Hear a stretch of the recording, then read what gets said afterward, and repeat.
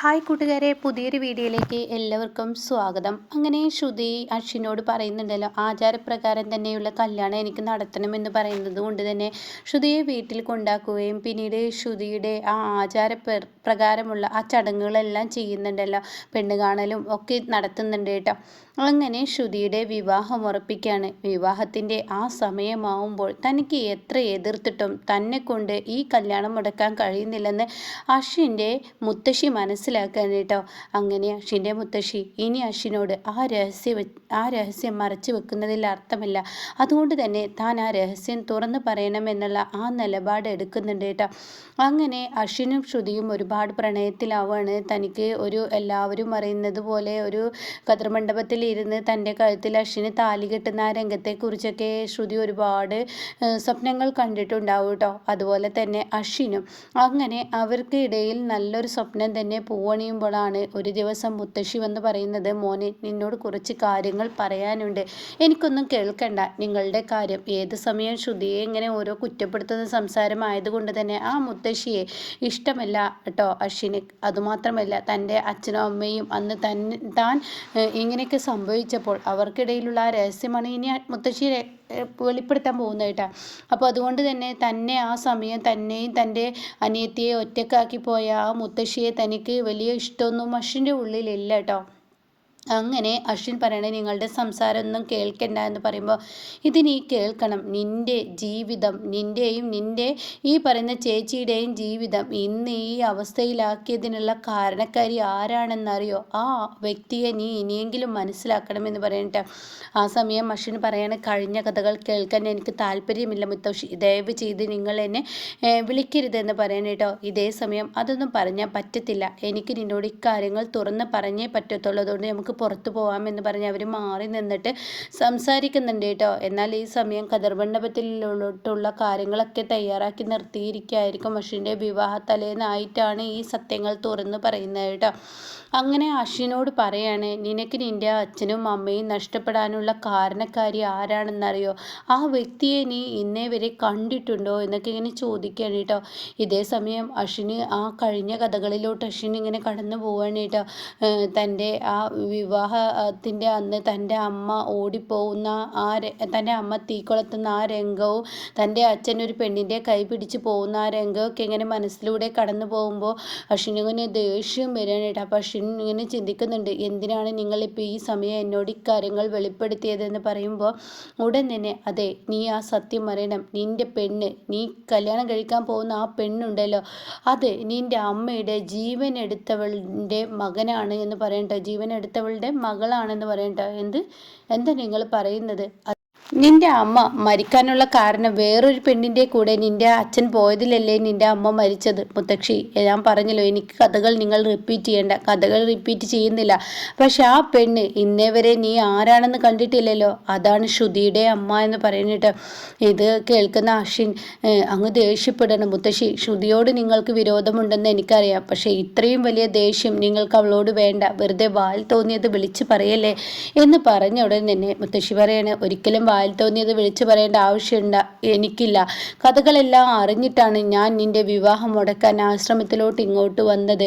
ഈ പറയുന്ന നിന്നെയും നിന്റെ ചേച്ചിയെയും ഒറ്റക്കാക്കി നിന്റെ അമ്മ അന്ന് മരിച്ചതിന് കാരണക്കാരി ഈ പറയുന്ന ശ്രുതിയുടെ അമ്മ ഒറ്റൊരുത്തി കാരണമാണ്. അവർ നിന്റെ അച്ഛനെ കൈപിടിച്ച് കൊണ്ടുപോയത് കൊണ്ടാണ് ഇങ്ങനെയൊക്കെയുള്ള അവസ്ഥ നിങ്ങൾക്ക് നേരിടേണ്ടി വന്നത് എന്ന് പറയണേട്ടോ. ഇതേ സമയം അശ്വിന് ഇങ്ങനെ ഭ്രാന്ത് പിടിക്കണം, ഇതിലേതാ സത്യം ഏതാണ് നേരെന്ന് അറിയാതെ ഇങ്ങനെ അശ്വിന് ആകെ ഭ്രാന്ത് പിടിച്ച് നിൽക്കണം കേട്ടോ. അപ്പോൾ മുത്തശ്ശി ചോദിക്കുകയാണ്, എൻ്റെ മോനെ, ഞാൻ നിന്നോട് പറയുന്നു, ആ പെൺകുട്ടി ഇന്നേവരെ ഞാൻ കണ്ടിട്ടില്ല, അവള് ആരാണോ എന്താണെന്ന് എനിക്കറിയില്ല. പക്ഷേ ഞാൻ യാദൃശികമായി ഈ പറയുന്ന ശ്രുതിയുടെ അമ്മ പ്രവീളയെ ഒരു സ്ഥലം വെച്ച് കാണുകയുണ്ടായി. അതുകൊണ്ട് തന്നെ അവരെ കണ്ടപ്പോൾ അന്ന് ആ നിമിഷം എൻ്റെ മനസ്സിലൂടെ കടന്നു പോയത് വലിയൊരു തീപ്പൊരിയാണ്. പഴയ കാലത്തിലോട്ട് ഞാൻ പോയി. എൻ്റെ പേരമക്കളുടെ ജീവിതം തകർക്കാനാണോ ഇനി അവളുടെ മകളെ ഇങ്ങോട്ടേക്ക് പറഞ്ഞയച്ചിരിക്കുന്നത്? പ്രീതിയെയും ശ്രുതിയെയും ഇങ്ങോട്ടേക്ക് പറഞ്ഞയച്ചിരിക്കുന്നത് നിങ്ങളുടെ കുടുംബജീവിതം തകർക്കാനാണോ? അതിൻ്റെ മുന്നോടി ഇപ്പം കണ്ടല്ലോ, ഈ പറയുന്ന ശ്യാം, നമ്മുടെ അഞ്ജലിയുടെ ഭർത്താവ്, ആ വീട്ടിൽ നിന്ന് പുറത്തു പോയല്ലോ എന്ന് പറയുന്നുട്ടോ. ഇത് കേൾക്കുന്ന അശ്വിൻ, അതിലൊരു നേരുണ്ട് എന്ന് അശ്വിന് തോന്നിപ്പോവാണ് കേട്ടോ. കാരണം തനിക്കൊരിക്കലും വിശ്വസിക്കാനാവാത്ത ആ സത്യമാണ് തൻ്റെ കൺമുന്നിൽ മുത്തശ്ശി പറയുന്നത് കേട്ടോ. നീ ആലോചിച്ച് നോക്കടാ, നമ്മുടെ അഞ്ജലി കുഞ്ഞിനെ എത്രമാത്രം ആത്മാർത്ഥതയോടുകൂടിയാണ് ശ്യാം സ്നേഹിച്ചിരുന്നത്. പലവരും പറഞ്ഞു കേട്ടിട്ടുണ്ട്, അവരുടെ ജീവിതം കണ്ട ഏതൊരാളും അങ്ങനെ ജീവിക്കാൻ കൊതിക്കുമെന്ന്. അങ്ങനെയുള്ള ശ്യാം വേറൊരുത്തിയെ സ്നേഹിക്കുമെന്ന് നിനക്ക് തോന്നുന്നുണ്ടോ? അപ്പോൾ അതിനർത്ഥം എന്താ? അതിൽ അർത്ഥം ഇത് തന്നെ. അവൾ പറഞ്ഞയച്ചതാണ്, പ്രവീള പറഞ്ഞയച്ചതാണ് അവളുടെ 2 മക്കളെയും നിന്റെ കുടുംബജീവിതം തകർക്കാൻ മോനെ.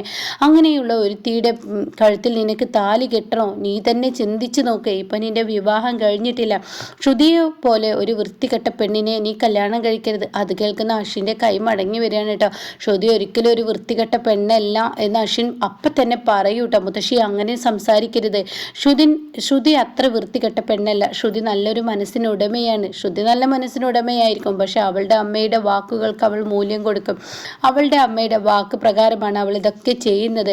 അന്ന് നിന്റെ അച്ഛൻ്റെ കൂടെ ഒളിച്ചോടിയ ആ പെണ്ണ് നിന്റെ ഈ നിൽക്കുന്ന ശ്രുതിയുടെ അമ്മയാണ്. നീ ആലോചിച്ച് നോക്ക്. നിന്റെ അമ്മയുടെ ജീവൻ എടുത്ത അതിന് കാരണക്കാരി ആയവളുടെ മകളെ തന്നെ നിനക്ക് കല്യാണം കഴിക്കണോ വേണ്ടയോ എന്ന് നീ ആലോചിക്കുക. നീയാണ് ചിന്തിക്കേണ്ടത്.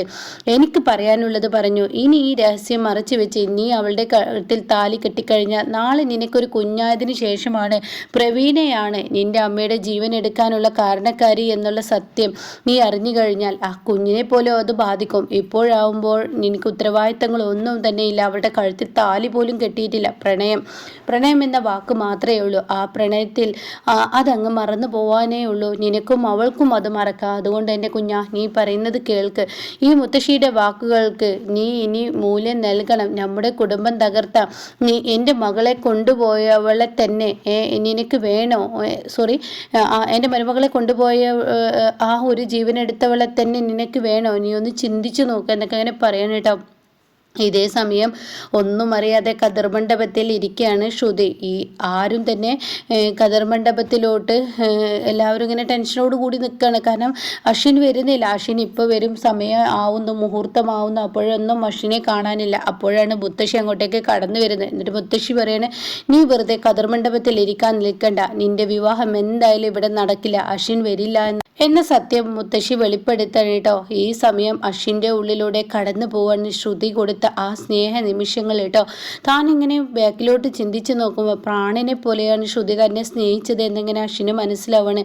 എന്നാൽ തൻ്റെ അമ്മയുടെ ജീവനെടുക്കാനുള്ള കാരണക്കാരി ശ്രുതിയുടെ അമ്മയാണെന്ന് അറിയുമ്പോൾ അങ്ങനെയുള്ളവളുടെ കഴുത്തിൽ താലി കെട്ടിയാൽ എൻ്റെ അമ്മയ്ക്ക് മോക്ഷം കിട്ടുമോ, അമ്മയുടെ ആത്മാവിന് മോക്ഷം കിട്ടുമോ എന്നൊക്കെയുള്ള ചോദ്യം തന്നോട് തന്നെ ഇങ്ങനെ ചോദിച്ചും കൊണ്ടിരിക്കുകയാണ്. അങ്ങനെ ഒരു ഒഴിഞ്ഞ പ്രദേശത്ത് അശ്വിൻ ഇങ്ങനെ ഇരിക്കുകയാണ്. തനിക്കിതിന് ഉത്തരം എന്താണ് നൽകേണ്ടത്? കതിർ മണ്ഡപത്തിൽ ഇരിക്കുന്ന അവളുടെ അരികിലോട്ട് എത്തണോ, അതോ എൻ്റെ അമ്മയുടെ ജീവൻ എടുത്തവളെ ആ മകളെ തന്നെ എനിക്ക് കല്യാണം കഴിക്കണോ എന്തൊക്കെയുള്ള ചിന്ത ഇങ്ങനെ കടന്നു പോവാനായിട്ടാ. അപ്പോൾ ഇതിൻ്റെ ബാക്കി റിവ്യൂ കേൾക്കാൻ താല്പര്യമുള്ളവർ ചാനൽ സബ്സ്ക്രൈബ് ചെയ്തിട്ടാൽ ഞാൻ ഇടുന്ന വീഡിയോയുടെ നോട്ടിഫിക്കേഷൻ നിങ്ങൾക്ക് ലഭിക്കൂട്ടോ.